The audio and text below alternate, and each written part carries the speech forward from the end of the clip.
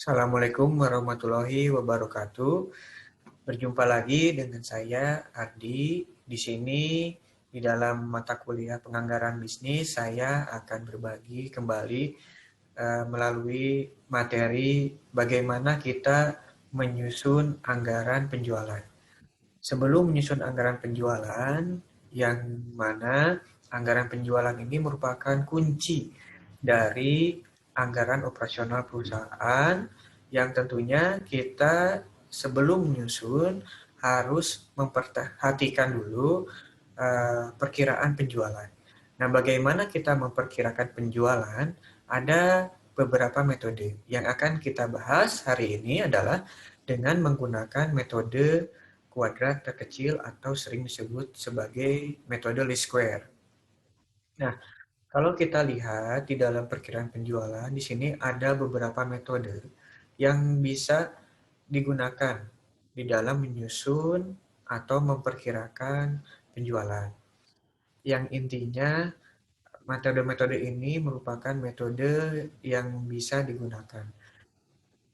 Yang dibahas adalah time least square yang bagian dari statistik metode ya. Sehingga di sini kita akan menemukan rumus-rumus statistik atau fungsi-fungsi matematika ya. Di dalamnya ada analisis tren dan juga di sini terdiri dari analisis regresi dan korelasi juga. Nah, kita akan bahas secara lebih dalam dengan latihan kasus soal melalui metode least square. Bisa kita lihat, anggap saja di sini ada data penjualan, di mana di dalam menyusun perkiraan penjualan ini merupakan sebuah aktivitas yang memperkirakan penjualan di masa yang akan datang, baik yang sudah terjadi maupun yang akan terjadi. Begitu. Ya, tentunya dengan mengkuantifikasi data-data dari histori sebelumnya yang diperkirakan akan menjadi minat konsumen potensial di dalam nanti membeli suatu produk yang dijual oleh perusahaan. Begitu. Di sini ada dua data yang sifatnya ganjil dan juga ada data yang sifatnya genap.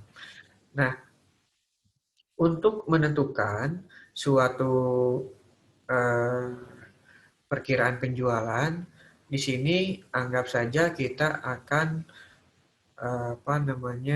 menyusun dengan mencari gitu ya, mencari berapa sih perkiraan penjualan di tahun 2020, baik yang datanya ganjil maupun datanya genap, begitu ya. Di sini data ganjil mulai dari 2015 sampai dengan 2019. Nanti dicari berapa perkiraan tahun 2020, begitu ya. Dan yang genap dimulai dari 2014 sampai dengan 2019. Berapa tahun 2020 bisa kita perkirakan penjualannya. Nah, ini sangat mudah sekali sebetulnya. Tidak susah ya, tidak susah. Kita sangat mudah untuk menyusun ini.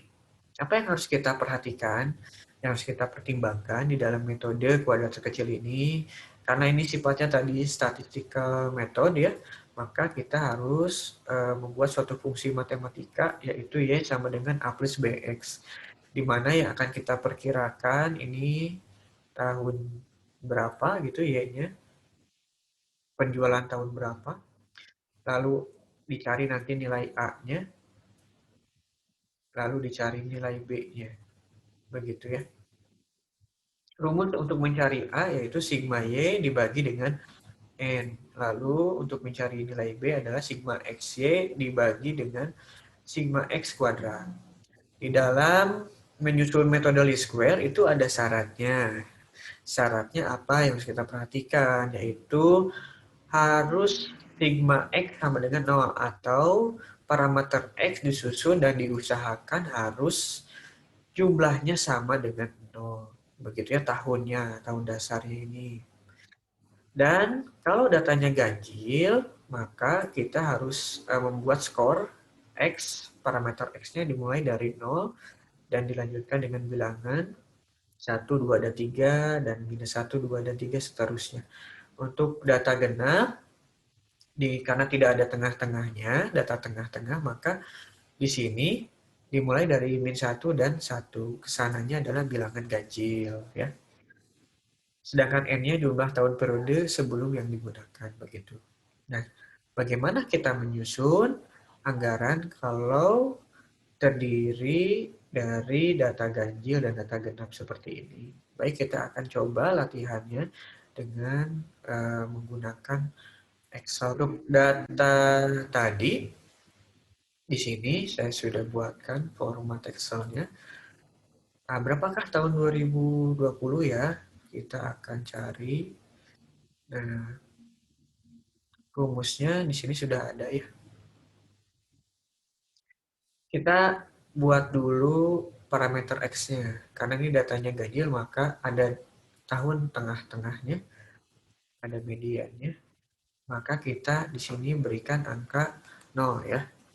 Dilanjutkan ke atas dengan minus 1 dan minus 2. Seperti itu. Sedangkan ke bawahnya, tahun setelahnya, yaitu dengan 1 dan 2. Begitu. Nah, kita cari X dikali dengan Y, yaitu parameter X dikali dengan penjualan Y. Sudah didapat sigma X dengan Y-nya, maka kita bisa melakukan hal yang sama, pengalian yang sama untuk tahun-tahun berikutnya.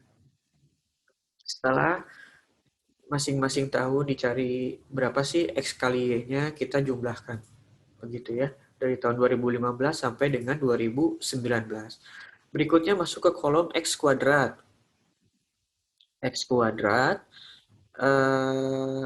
ini nilai X yang dikuadratkan ya. Nilai X yang dikuadratkan. Begitu, kita akan dapat berapa setiap tahunnya dan dijumlahkan yaitu 10. Syarat dari metode least square adalah sigma X ini harus sama dengan 0. Berarti ini sudah betul ya.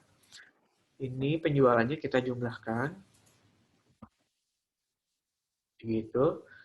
Nah, setelah jumlahnya, sigmanya sudah diketahui semua, sigma Y sudah ada, sigma X sudah ada, sigma XY sudah ada, sigma X kuadrat sudah ada, maka kita tinggal masukkan saja ke dalam rumusnya. Untuk mencari nilai A, maka kita tinggal bagi saja sigma Y yaitu 2928 dibagi dengan jumlah N. N-nya berapa? N-nya adalah 5 periodenya. Berarti di sini didapat A-nya adalah 585,6. Berapa nilai B-nya? Nilai B-nya sigma XY-nya sudah ada 392 dibagi sigma X kuadrat yaitu 10. Yaitu 39,2. Berapa perkiraan tahun 2020? Begitu ya. Untuk perkiraan 2020, maka kita bisa cari dengan masukkan nilai A plus B dikali X. Ya, X-nya berapa? Berarti kita perkirakan di sini. Kalau 2019 2, berarti di sini adalah 2020-nya 3. Begitu ya. Nanti kalau ada 2021, di sini berarti 4. Begitu. Nah, kita akan cari ya. A-nya sudah ada, 585,6 ditambah 39,2 dikali 3. Sehingga perkiraan penjualan tahun 2020 adalah 703,2 unit. Ini tergantung unitnya apa ya. Kalau kilogram, 703,2 kilogram. Kalau unitnya misalnya mobil, berarti ya kita harus genapkan gitu ya. Genapkan menjadi 704 gitu ya. Nah, seperti itu. Ini untuk yang data ganjil. Mudah kan ya? Nah, untuk yang genap, yang membedakannya hanya eh, di parameter X-nya, tahunnya begitu ya.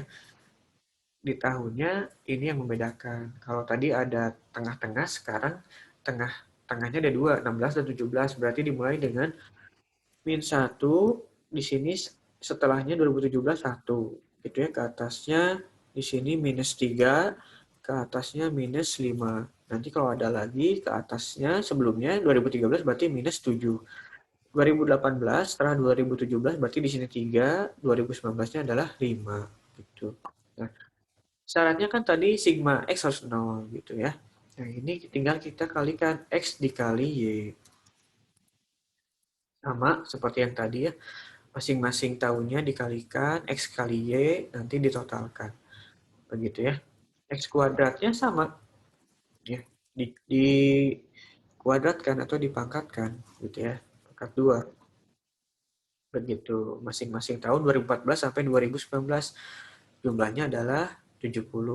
Sigma Y juga kita tambahkan. Begitu. Nah, berapa perkiraan penjualan tahun 2020? Berarti di sini parameter X 2020 adalah berapa? Ya, 7. Ya.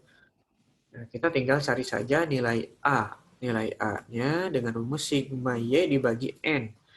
Berarti sigma Y-nya 896 dibagi dengan N-nya ada 6. Ya. Hasilnya 149,33. Lalu nilai B-nya berapa? Sigma X-nya sudah ada, 268 dibagi 70. Sehingga diketahui um, nilai B-nya adalah 3,8 ya. Berapakah perkiraan tahun 2020? Maka kita masukkan A-nya 149,3 ditambah 3,8 dikali 7 ya. Kali 7. Sehingga perkiraan penjualan tahun 2020 adalah di sini 176,1 atau kita bulatkan saja jadi 172 begitu ya. Nah, kurang lebih seperti itu ya caranya di dalam menyusun perkiraan penjualan menggunakan teknik least square. Untuk komennya silahkan ditulis saja di kolom komentar. Untuk yang mau berdiskusi juga silahkan. Terima kasih atas perhatiannya. Selamat mencoba ya. Wassalamualaikum warahmatullahi wabarakatuh.